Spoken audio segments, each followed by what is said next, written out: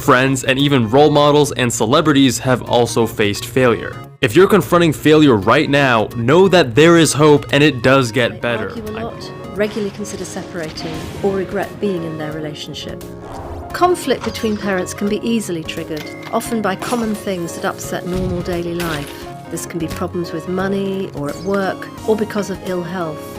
And around half of all couples say their relationships become strained after the arrival of a new baby.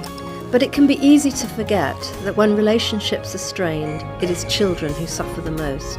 Children exposed to frequent conflict are at greater risk of depression and anxiety, and are more prone to problems with their physical health.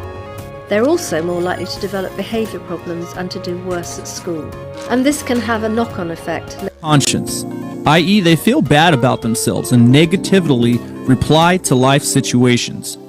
Adolescents with low self-esteem may see themselves as inferior to others or less worthy of success. And this could result from childhood experiences, culture, and personality. Teenagers are often affected by appearance and how